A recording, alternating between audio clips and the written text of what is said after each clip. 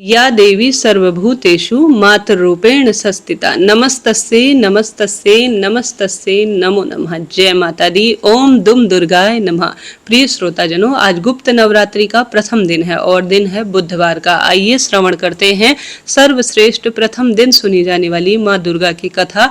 सिद्धि विनायक गणेश जी बुधवार की कथा भी इसी वीडियो में सुनेंगे। साथ ही माता रानी के 108 नाम जो कि सर्वश्रेष्ठ रूप में गुप्त नवरात्रि में रोज सुनने चाहिए, उन सभी का रसवादन इसी वीडियो में सुनेंगे। बस आप अंत तक बने रहे। आरंभ करते हैं। कथा अनुसार नवरात्रि की पहली महाविद्या माता काली की कथा श्रेष्ठ है। नवरात्रि का व्रत वर्ष भर में 4 बार मनाया जाता है, 2 गुप्त नवरात्रि के 2 रूप में और 2 प्रकट नवरात्रि के रूप में। प्रकट नवरात्रि में जो कि चैत्र महीने की और दूसरी अश्विन महीने के शुक्ल पक्ष की प्रतिपदा से लेकर 9वीं तिथि तक दुर्गा स्वरूप का पूजन किया जाता है। माघ के महीने में और आषाढ़ के महीने में शुक्ल पक्ष प्रतिपदा से लेकर 9वीं तक 10 महाविद्या पूजन का विधान शास्त्रों में लिखा गया है। गुप्त नवरात्रि को विशेष रूप से गुप्त साधनाओं के लिए जाना जाता है। गुप्त नवरात्रि में पहले दिन माँ काली के पूजन का विधान है। 10 महाविद्याओं में माँ काली जो कि प्रथम रूप है, माँ काली जी का स्वरूप अत्यंत विकराल, अभयकारी और मंगलकारी है। माता का यह स्वरूप असुरों का नाश करने वाला है और अपने भक्तों के लिए मातृ स्वरूप कहा गया है। यदि कोई व्यक्ति गुप्त नवरात्रि के दौरान माता काली का पूजन करता है तो उसके ऊपर उसके सामने जो भी आसुरी शक्ति होती है या ऊपर कोई आसुरी शक्ति होती है तो वह माता रानी की कृपा से पूर्व विध्वंस होती है और उसका असर उस भक्त पर कुछ भी नहीं होता है। माँ काली की पूजा करने वाले व्यक्ति को रूप, यश और जय की प्राप्ति होती है। समस्त सांसारिक बाधाएं खत्म होती हैं। माता काली ने चंड मुंड का संहार किया था, इसलिए उन्हें चामुंडा के नाम से जाना जाता है। माँ काली अपने गले में मुंड माला धारण करने वाली हैं, इसलिए इनके एक हाथ में खड्ग, दूसरे में त्रिशूल और तीसरे हाथ में कटा हुआ सर वह लिए हुए हैं। माता दुर्गा ने रक्त बीज नाम के असुर का वध किया था, इसलिए काली के अवतार रूप में उन्होंने धारण किया था। 10 महाविद्याओं में माँ काली प्रथम देवी है। गुप्त नवरात्रि के प्रथम दिन माँ काली की आराधना की जाती है। जो लोग तंत्र शक्तियां प्राप्त करना चाहते हैं वह गुप्त नवरात्रि के पहले दिन विशेष रूप से माँ काली की पूजा उन्हें करनी चाहिए। इसके अलावा माँ काली की आराधना करने से सभी प्रकार के तंत्र बाधाओं से छुटकारा भी प्राप्त होता है। जो लोग अपने शत्रुओं से परेशान रहते हैं उन्हें गुप्त नवरात्रि में माँ काली की आराधना करनी चाहिए। ऐसा करने से शत्रु से मुक्ति मिलती है। माँ काली की पूजा करने से अकाल मृत्यु का भय भी दूर हो जाता है। गुप्त नवरात्रि में 2 तरीके से माँ काली की पूजा की जाती है। जो लोग तांत्रिक विद्या हासिल करना चाहते हैं वो लोग इस दिन माँ काली की तंत्र विद्या द्वारा उपासना करते हैं। वहीं जो लोग गुप्त नवरात्रि के प्रथम दिन सामान्य तरीके से माँ काली की आराधना करना चाहते हैं जिससे उनके जीवन में सभी प्रकार के संकट दूर हो जाए, वह कथा आपको सुननी चाहिए। कथा में लिखा गया है, एक बार दारुक नाम के राक्षस ने ब्रह्मा जी को प्रसन्न कर उनसे वरदान प्राप्त किया। देवताओं और ब्राह्मणों को खूब प्रताड़ित करना शुरू कर दिया और स्वर्गलोक पर भी कब्जा कर लिया। जिसके बाद देवता भगवान विष्णु के और ब्रह्मा जी के पास गए। ब्रह्मा जी ने सभी देवी देवताओं को बताया कि इस दुष्ट का संहार एक स्त्री कर सकती है। जिसके बाद सभी देवी देवता शिव जी महाराज के पास गए। उन्होंने भगवान शिव को सभी बात बतलाई। जिसके बाद भगवान शिव ने माता पार्वती की ओर देखा। माता पार्वती इस पर मुस्कुराई और अपने एक अंश भगवान शिव में प्रवाहित कर दिया। जिसके बाद भगवान शिव के कंठ से विष से उत्पन्न उनका एक अंश जो कि अपना आकार स्वरूप धारण किए हुए था। जिसके बाद भगवान शिव ने अपने तीसरे नेत्र को खोल दिया। उनके नेत्र से एक विकराल रूप वाली माँ काली का उत्पन्न स्वरूप हुआ। माँ काली के ललाट में तीसरा नेत्र और चंद्र रेखा थी। माता काली के भयानक और विशाल रूप को देखकर वह जो सिद्धि लोग थे वह भागने लगे। जिससे बाद माता काली का रूप और उनकी सेना के साथ दारुण जो राक्षस था उसके साथ भयंकर युद्ध हुआ। माता काली ने सभी का वध कर दिया, लेकिन काली का क्रोध शांत नहीं हुआ और माँ काली ने इस क्रोध में संसार को भी जलाने का निश्चय किया। जिसके बाद भगवान शिव ने एक बालक का रूप धारण किया और शमशान पर लेट गए और रोने लगे। जिसके बाद माता काली ने उन्हें देखा और माता उन पर मातृ भाव से मोहित हो गई। इसके बाद माता काली ने बालक रूपी शिव को अपने गले लगा लिया। जिसके बाद उनका क्रोध शांत हुआ। तो प्रेम से बोलिए मात काली की जय। इसके साथ ही एक समय देवताओं के स्वामी इंद्र और दैत्यों के स्वामी महिषासुर में सैकड़ों वर्षों तक घनघोर संग्राम हुआ। इस दौरान में देवराज इंद्र की पराजय हुई और महिषासुर इंद्रलोक का स्वामी बन बैठा। अब देवतागण ब्रह्मा के नेतृत्व में भगवान विष्णु और भगवान शंकर की शरण में गए। देवताओं की बातें सुनकर भगवान विष्णु तथा भगवान शंकर क्रोधित हो गए। भगवान विष्णु के मुख और ब्रह्मा और शिवजी तथा इंद्र आदि के शरीर से एक तेज पुंज निकला, जिसमें समस्त दिशाओं में जलने वाली, और अंत में वही तेज पुंज एक देवी के रूप में परिवर्तित हो गया। देवी ने सभी देवी देवताओं से आयुध व शक्ति प्राप्त कर उच्च स्वर में अट्टहास किया। इससे तीनों लोक में हलचल सी मच गई। महिषासुर अपनी सेना लेकर इस सिंहनाद की ओर दौड़ पड़ा। उसे देखते ही देवी के प्रभाव से तीनों लोग आलोकित हो रहे थे। महिषासुर की देवी के सामने एक भी चाल सफल नहीं हुई, वह देवी के हाथों मारा गया। आगे चलकर यह देवी शुंभ और निशुंभ राक्षसों का वध करने के लिए गौरी देवी के रूप में भी अवतरित हुई। इन उपरोक्त व्याख्यानों को सुनकर मेधा ऋषि ने राजा सूरत और वाणिक से देवी स्तुति वंदन की विधिवत व्याख्या की। राजा और वणिक नदी पर जाकर देवी की तपस्या करने लगे। 3 वर्ष घोर तपस्या करने के बाद देवी ने प्रकट होकर उन्हें आशीर्वाद दिया। इससे वणिक संसार के मोह से मुक्त होकर आत्मचिंतन करने लगा और राजा ने शत्रुओं पर विजय प्राप्त करके अपना वैभव प्राप्त कर लिया। इस प्रकार से जो भी माता की विशेष आराधना करते हैं, माता उन पर बहुत कृपा बरसाती हैं। उनके रोग दोष कष्ट संकट पीड़ा से उनको मुक्त कर मनोरथ की सिद्धि करती हैं। और साथ ही माता भगवती, जो कि उनके 9 स्वरूप 10 महाविद्या हैं, वह प्रेम की प्रतीका है, पुत्र का वरदान देती हैं, सौभाग्य देती हैं, व्यापार में वृद्धि करती हैं और चमत्कारी प्रभाव जीवन में हम सभी को समय समय पर दर्शन के माध्यम से देती हैं। तो प्रेम से बोलिए 10 महाविद्याओं की जय, नव दुर्गा की जय, सर्व देवी देवताओं की जय। व्रत धारण करने वाले जो भी भक्त हैं, उन्हें 9 दिन तक विधि विधान से माता का पूजन और आराधना अपनी क्षमता शक्ति सामर्थ्य अनुसार करना चाहिए। इस दौरान शुद्ध व सात्विकता का पालन करना चाहिए, ब्रह्मचर्य का पालन करना चाहिए। इस दौरान फलाहार करके व्रत को धारण करें, नहीं तो एक समय सेंधा नमक का प्रयोग कर भी व्रत को धारण किया जा सकता है। इस दौरान किसी के ऊपर व्रती को बिल्कुल भी, अर्थात जो व्रत करने वाले हैं, उन्हें क्रोध नहीं करना चाहिए, ईर्ष्या राग द्वेष का भाव नहीं लाना चाहिए। शुद्ध और सात्विकता का पालन करते हुए पूरे विधि विधान माता की पूजा करनी चाहिए। इससे माता अपने भक्तों पर अति प्रसन्न होती हैं और उनके सभी प्रकार के दुख और कलेशों को दूर करती हैं तथा सुख और समृद्धि का खूब आशीर्वाद देती हैं। इसके साथ साथ एक समय की बात है, बृहस्पति जी ब्रह्मा जी से कहते हैं, हे ब्रह्मन, आप अत्यंत बुद्धिमान, सर्वशास्त्र और चारों वेदों को जानने वाले सबसे श्रेष्ठ हैं। हे प्रभु, कृपा कर मेरा कथन भी सुनिए।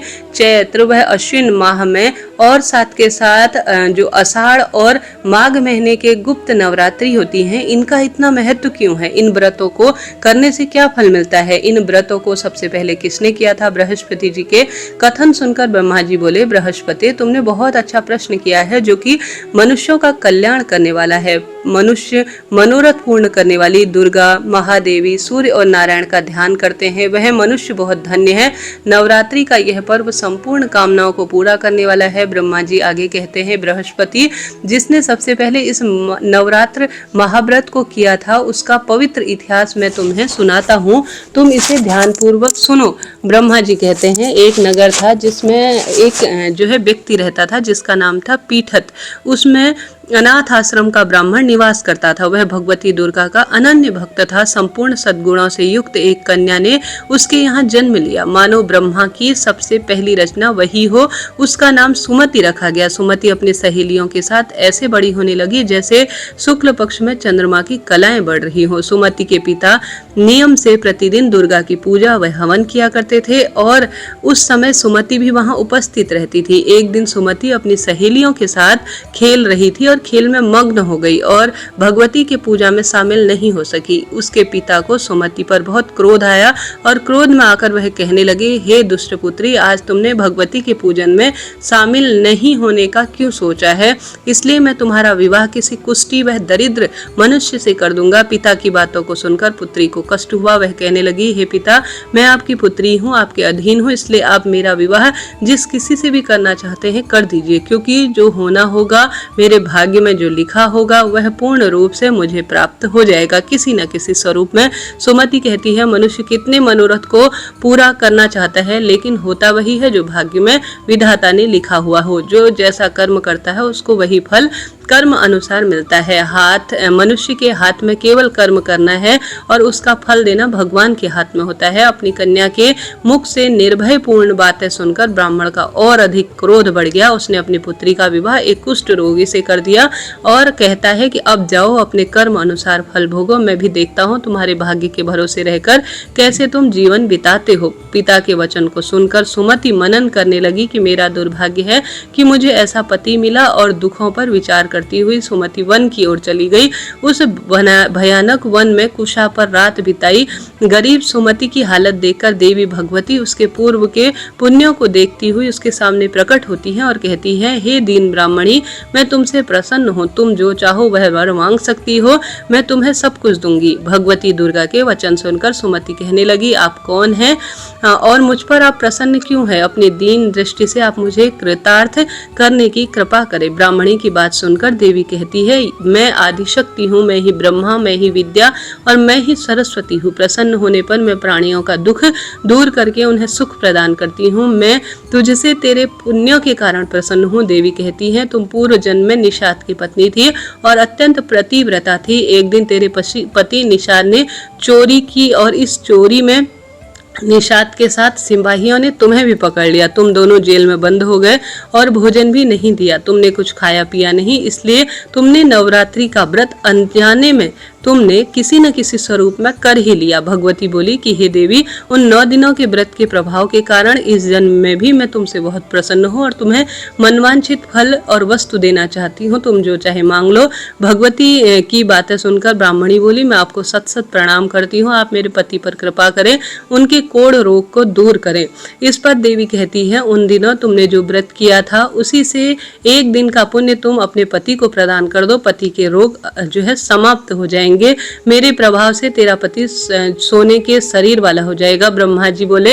इस प्रकार देवी के वचन सुनकर वह ब्राह्मणी बहुत खुश हुई और अपने पति को निरोगी देखने की इच्छा से बहुत प्रसन्न हुई। ऐसे बोलते हुए माता के जयकारे लगाने लगे। उसके पति का शरीर भगवती की कृपा से ठीक हो गया और सोने के कांति से स्वरूप में हो गया, मानो उसकी कांति चंद्रमा के समक्ष पड़ रही हो, अर्थात वह बहुत कांतिवान हो गया। पति के मनोहर देह को देखकर ब्राह्मणी देवी को अति पराक्रम वाली समझकर स्तुति करने लगी और कहने लगी, हे दुर्गे, आप सब दुखों को दूर करने वाली, तीनों लोकों के कष्ट को हरने वाली, दुखों का निवारण करने वाली, रोगी को निरोगी करने वाली हो, प्रसन्न होने पर मनवांछित फल देने वाली हो, दुष्ट मनुष्यों का नाश करने वाली हो। तुम ही सारे जगत की माता वह पिता हो। हे अम्बे माँ, मेरे पिता ने क्रोध में मेरा विवाह एक कुष्ठी के साथ किया था और घर से निकाल दिया था। पिता की निकली हुई बेटी को आपने पूर्ण सहारा दिया है। ब्राह्मणी कहती है, हे देवी, दुखों के इस संसार में आपने मुझे बाहर निकाला है। हे देवी, मैं आपको बारंबार प्रणाम करती हूँ। ब्रह्मा जी बोले, हे बृहस्पति। उस सुमति ने मन में देवी की बहुत सारी स्तुति की और उसकी स्तुति से देवी को बहुत संतोष हुआ। देवी ने ब्राह्मणी से कहा कि तुम्हारे घर में एक अति बुद्धिमान, धनवान, कीर्तिमान और जितेंद्रीय पुत्र जो है पैदा होगा, जिसका नाम उदालक होगा। देवी ब्राह्मणी के से कहने लगी, हे ब्राह्मणी, तेरी कोई और इच्छा हो तो उसे भी मांग लो। ब्राह्मणी कहती है, हे माँ, अगर आप मुझसे प्रसन्न है तो मुझे नवरात्रि करने की विधि सविस्तार बताओ। ब्राह्मणी के वचन सुनकर देवी कहती है, मैं तुम्हें संपूर्ण नाशों को जो है पापों का नाश करने वाले नवरात्रि व्रत की विधि बताती हूँ। ध्यान से सुनो। अश्विन माह के या आप सभी माघ माह के और साथ के साथ आषाढ़ माह के गुप्त नवरात्रि के प्रथम दिन से अर्थात प्रतिपदा से लेकर 9 दिनों तक विधि पूर्वक व्रत, पूजा पाठ अपनी इच्छा शक्ति सामर्थ्य अनुसार करो। यदि दिन भर व्रत नहीं रख सकते तो एक समय का भोजन करो। ब्राह्मणों को पूछकर घट स्थापना या वाटिका बनाकर उसको प्रतिदिन जल से सींचे। महाकाली, महालक्ष्मी, महासरस्वती की मूर्ति बनाकर नित्य नियम से विधि विधान से पूजा अर्चना करो। पुष्पों का अर्घ दो। बिजौरे के पुष्प का अर्घ देने पीने से रूप की प्राप्ति होती है। जायफल की से कांति आती है, दाग से कार्य की सिद्धि होती है। आंवले के सूखे वह केले के भूषण की प्राप्ति होती है। फलों के अर्घ से विधि विधान से हवन कुंड करो। खांड, घी, गेहूं, शहद, जौ, तिल, नारियल, बिंब, दाख, कदम्ब आदि सामग्री से हवन करने का प्रयत्न करो। गेहूं के हवन से लक्ष्मी की प्राप्ति होती है। खीर व चंपा के फूलों से धन व पत्तों से तेज और सुख की प्राप्ति होती है। आंवले से कीर्ति और केले से पुत्र की प्राप्ति होती है। कमल से राज सम्मान और दाखों से सुख संपत्ति मिलती है। खांड, घी, नारियल, शहद, जौ व तिल और फलों से होम करने से मनवांछित वस्तु की प्राप्ति होती है। व्रत करने वालों को स्वभाव में नम्रता रखनी चाहिए। अंत में आचार्य को प्रणाम कर यथाशक्ति उन्हें दक्षिणा देकर विदा करना चाहिए। इस महाव्रत को बताई गई विधि अनुसार जो करता है उसके सारे मनोरथ पूर्ण हो जाते हैं। ब्रह्मा जी कहते हैं, हे बृहस्पति, इस प्रकार ब्राह्मणी को इस व्रत की विधि वह फल बताकर देवी अंतर्ध्यान हो गई। जो मनुष्य इस व्रत को करता है वह इस लोक में सुख पाकर अंत में मोक्ष की प्राप्ति करते हैं। ब्रह्मा जी फिर कहते हैं, हे बृहस्पति, इस व्रत का महत्व मैंने तुम्हें बताया। ब्रह्मा जी के कथन सुनकर बृहस्पति जी आनंद विभोर हो गए और ब्रह्मा जी से कहने लगे, हे ब्रह्मा जी, आपने मुझ पर अति कृपा की है जो आपने मुझे अमृत के समान इस नवरात्रि व्रत का महत्व बताया। प्रेम से बोली अम्बे मात की जय। हे दुर्गे भवानी, जो भी आज कथा को सुने उसके जीवन में जो भी इच्छा हो, मन में कोई बात हो, कोई भाव हो, इच्छा अनुसार आप जरूर से पूर्ण करना। प्रेम से बोलिए, बोल अम्बे मात की जय। हर हर महादेव। ओम श्री गणेशाय नमः। बहुत समय पहले की बात है, एक बहन और एक भाई रहते थे। बहन हर रोज अपने भाई का चेहरा देखकर ही खाना खाती थी। बहन रोज सुबह जल्दी उठकर घर के सारे काम करके जल्दी से अपने भाई को देखने के लिए निकल जाती थी। रास्ते में एक पीपल के पेड़ के नीचे गणेश जी महाराज की मूर्ति रखी थी, जहाँ वह नित्य नियम से हाथ जोड़कर कहती थी, भगवान मेरे जैसा अमर सुहाग और मेरे जैसा अमर पीहर सबको देना। रास्ते में जाते हुए जंगल के कांटे उसके पैर में चुभ जाते थे। एक दिन बहन ने अपने भाई का चेहरा देखा और बैठ गई। भाभी जी ने उससे पूछा कि भाई तुम्हारे पैर में क्या हुआ। बहन ने कहा, रास्ते में आते समय जो जंगल के कांटे होते हैं वे पैरों में चुभ जाते हैं। यह कहकर बहन अपने घर चली गई। भाभी ने अपने पति से कहा, रास्ता साफ कर दीजिए, रास्ते से आने के समय आपकी बहन के पैरों में कांटे चुभ जाते हैं, तुम्हारी बहन बहुत पीड़ित है। भाई ने कुल्हाड़ी लेकर सड़क के झाड़ियां, जंगली घास और पेड़ पौधे सब काट दिए, जिससे रास्ता पूरा साफ हो गया। पेड़ों की सफाई के कारण सिद्धि विनायक गणेश जी की मूर्ति अपने स्थान से हट गई, जिससे भगवान क्रोधित हो गए और उनके प्राण हर लिए। जब गांव के लोग भाई को अंतिम संस्कार के लिए ले जा रहे थे, तभी भाभी ने रोते हुए कहा, सभी लोग थोड़ी देर रुक जाओ, उनकी बहन हर रोज भाई का चेहरा देखकर ही खाना खाती है। लोगों ने कहा, आज तो देख लेगी, लेकिन कल क्या करेगी। बहन रोज की तरह अपने भाई का चेहरा देखने के लिए सड़क से आती है। सड़क से आते हुए बहन ने देखा कि सड़क एकदम साफ हो गई है, पेड़ पौधे, जंगली घास सब कटे हुए हैं। थोड़ा और आगे जाती है तो सिद्धि विनायक गणेश जी की मूर्ति भी अपने स्थान से हटी हुई है। यह देखकर वह जल्दी से खेजड़ी की डाल को लेकर जगह साफ कर देती है। सिद्धि विनायक गणेश जी की मूर्ति को पुनः अपने स्थान पर रख देती है और हमेशा की तरह हाथ जोड़कर कहने लगती है, भगवान मेरे जैसा अमर पीहर और अमर ससुराल सबको देना। भगवान गणेश जी ने उसकी बातें सुनी और सोचा, अगर मैं आज इसकी नहीं सुनूंगा तो फिर हमें कौन मानेगा, कौन पूजेगा, कोई हमारी पूजा नहीं करेगा। भगवान गणेश जी कहते हैं कि बेटी, खेजड़ी के यह 7 पत्ते ले जाओ और इन्हें कच्चे दूध में मिलाकर अपने भाई के शरीर पर छींटे मार देना, वह उठकर बैठ जाएगा। जब बहन ने पीछे मुड़कर देखा तो कोई भी नहीं था, तो उसने सोचा जैसा सुना है वैसा कर देती हूँ। वह खेजड़ी के 7 पत्ते लेकर घर गई और जहाँ उसने देखा कि उसके भाई को जो है लोग ले जा रहे हैं, शरीर रखा हुआ है, भाभी रो रही है। जैसे कि उसने गणेश जी के मुख से सुना था, उसने वैसे ही किया। सिद्धि विनायक गणेश जी का ध्यान करते हुए दूध में खेजड़ी के 7 पत्ते मिलाकर अपने भाई के शरीर पर छिटक दिया और उसके भाई जाग गया। भाई ने उठकर कहा, अरे आज तो खूब गहरी नींद आई है। बहन ने कहा, ऐसी नींद तो शत्रु को भी ना आए, और उसके भाई को सारी घटना बता दी। हे गणेश जी महाराज, जैसे उस महिला के तुमने अमर सुहाग और अमर पीहर दिया, पुत्र पौत्र का वरदान दिया, सौभाग्य दिया, धन संपदा दी और खूब सारी खुशियां जीवन में दी, अंत में वैकुंठ का वासा दिया, उसी तरह से आज जो भी इस कथा को सुने उसके जीवन में जो चाहे उसे प्राप्त हो जाए। प्रेम से बोलिए श्री गणपति गजानन महाराज की जय हो। माता दुर्गा जी के 108 नाम गुप्त नवरात्रि में सुने जाए तो भाग्य प्रबल होता है। आरंभ करते हैं। ओम प्रकटे नमः, ओम विकृत्यै नमः, ओम विद्यायै नमः, ओम सर्वभूतहितप्रदायै नमः, ओम श्रद्धायै नमः, ओम विभुल्यै नमः, ओम सुरभये नमः, ओम परमात्मकाय नमः, ओम वाचे नमः, ओम पद्मालयाय नमः, ओम पद्याय नमः, ओम शुचये नमः, ओम स्वायाय नमः, ओम स्वधाय नमः, ओम धन्याय नमः, ओम हिरण्मर्याय नमः, ओम लक्ष्मी नमः, ओम नित्यपुष्टाय नमः, ओम विभावये नमः, ओम आदित्याय नमः, ओम दीप्तये नमः, ओम दीपाय नमः, ओम वसुधाय नमः, ओम वसुधारणे नमः, ओम कमलाय नमः,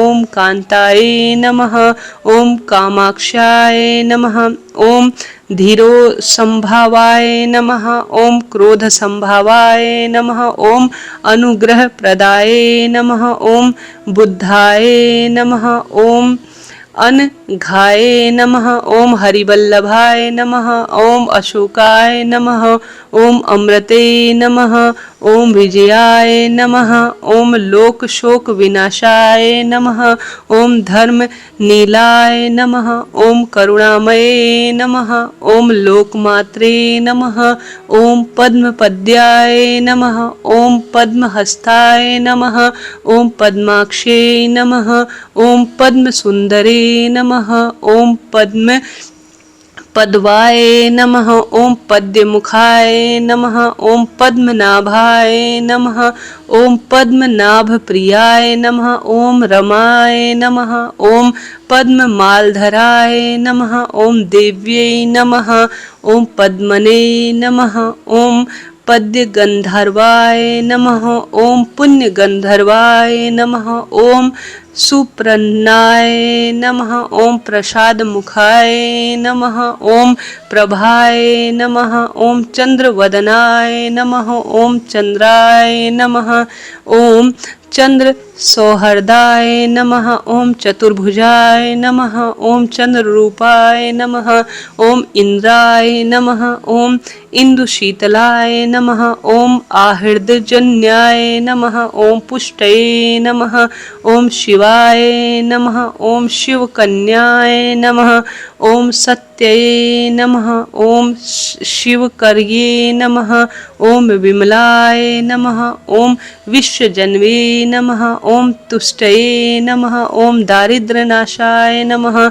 ओम प्रीति पुष्कराय नमः, ओम शांतये नमः, ओम शुक्ल माल्यवर्याय नमः, ओम श्रिये नमः, ओम भास्कराय नमः, ओम बिल्व नीलाय नमः, ओम वरारोहाय नमः, ओम यशस्विने नमः, ओम वसुंधराय नमः, ओम उदारांगाय नमः, ओम हिरणे नमः, ओम हिम माल्ये नमः, ओम धन धनकाय नमः, ओम सिद्धये नमः, ओम सत्र सौम्याय नमः, ओम शुभ प्रभाय नमः, ओम नृप वेम दागनाय नमः, ओम वरलक्ष्मी नमः, ओम वसुप्रदाय नमः, ओम शुभाय नमः, ओम हिरण्यकाय नमः, ओम समुद्र तनयाय नमः, ओम जयाय नमः, ओम मंगलादेव्यै नमः, ओम विष्णु वक्ष स्थल स्थिये नमः, ओम विष्णुपत्ने नमः, ओम प्रसन्नाक्षे नमः,